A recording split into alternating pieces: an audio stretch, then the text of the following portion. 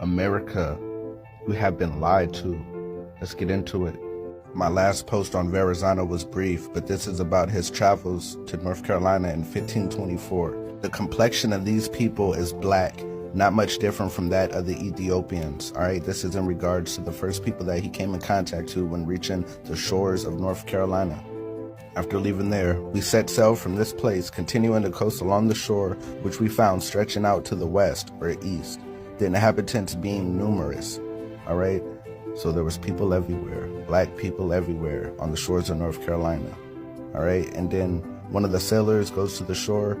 He gets caught up in the waves. They save him, but as he returns to the ship, this young man remarked that these people were black like the others, that they had shining skins, middle stature, and sharper faces. All right, this is all in regards to North Carolina. Well, folks, I hate to say it, but white folks are largely professional gaslighters when it comes to race. We are professional liars when it comes to race.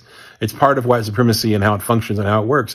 From the very first African that was enslaved, we have been gaslighting black folks as white people. That's our culture. That's our tradition. That's our indoctrination. And that's what we do. And that's what we do best. We lie every single day.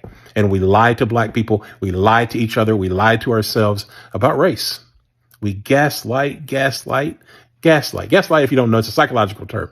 It's where the abuser tells the victim that this reality of you being abused is not really happening. It's just something in your imagination. You're being paranoid. You're being too sensitive. All this abuse is not real. And if it is real, it's only because you deserved it. I was trying to help you. It's justified somehow. We have always justified our racism. And if we're not justifying it, we're denying it. If we're not denying it, then we're deflecting it. The last thing white people would do is simply acknowledge the truth racially. That's why I say we're bullshit artists.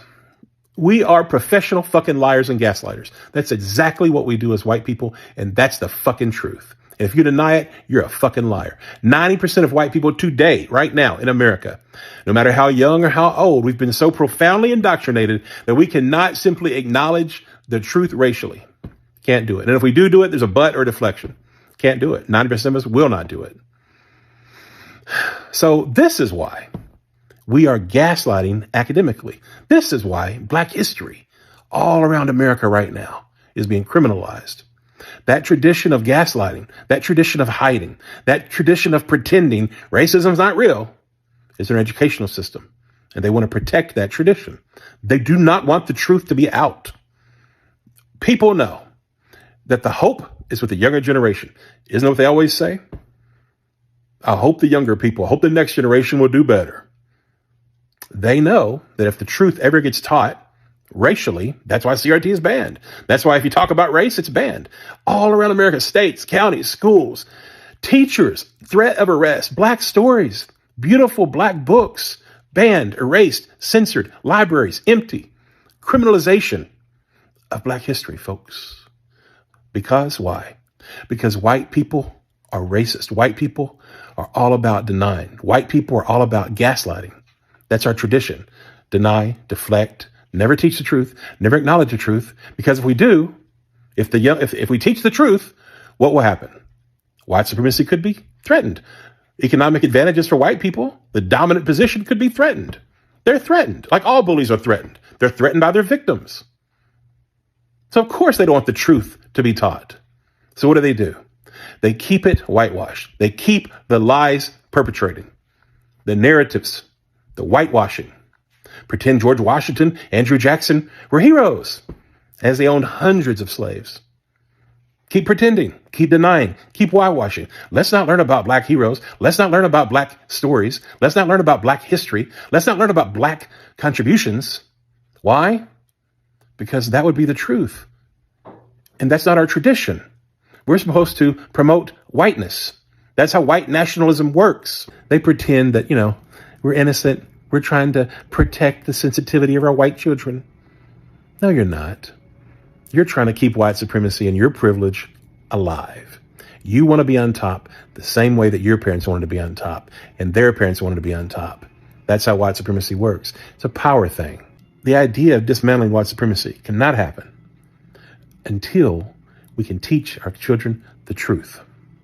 Informational purposes only. Let's get into it. Here goes a book reference for anybody that wants to look it up themselves. colored bands of featherwork studded with small plates of gold. This specimen was termed in the inventory of 1596 a Moorish hat. That's in regards to his headdress. Montezuma, the king of Temistotan in Mexico, is subsequently designated as a Moorish king in this same inventory of 1596. See page 9. This Moorish hat. In 1613, its description was faithfully reproduced. In 1621, the word Indian was substituted for Moorish. With this single alteration, the original text was again transcribed in 1730. No, I think you're not supposed to say Indian either. Oh, wait, really? Yeah. I think you're supposed to call them African Americans. The inventory of 1596 affords the corroborative proof of a previously existing method of labeling the articles in the Archducal Museum by the reference after its brief entry to a slip of paper attached to it for further details concerning the history of an Indian axe that belonged to a Moorish king. Reference. The stupendous deserts between the Nueces and the Bravo rivers are the natural boundaries between the Anglo-Saxons and the Mauritanian races. There ends the Valley of the West. There Mexico begins. Thence, beyond the Bravo, begins the Moorish people and their Indian associates, to whom Mexico properly belonged. The House of Congress of Thomas C. E. Jordan 111-104 says, the Virginia Vital Statistics Bureau classified all non-reservation Indians as Negroes. Even on Superman's chest, it was an actual pyramid turned upside down with a snake in the form or shape of an S. See, they switched that whole thing around. It's like, wait a minute, his name was Kal-El. That's a Hebrew name. He gets power from the sun, which requires melanin. That means you have to be black. And the superheroes, they are co-opted from African heroes, African deities, and African gods. They've always done that. They've always co-opted a lot of our culture as far as heroes. And when you look at a lot of these comic book characters, you will see an African influence. I like to look at the comic book character who is perhaps most popular, the most recognized comic book character, even to those who are not actually into comic books. And that would have to be Superman. Superman is clearly a sun god. It's a sun god myth. He gets his power from the sun. And in fact, as things move forward and this mythos around Superman moves forward, some people might be surprised that the patron deity on Krypton, the place where Superman comes from, his name is Ra. Clearly they're referencing Ra or Re, the Kemetic deity.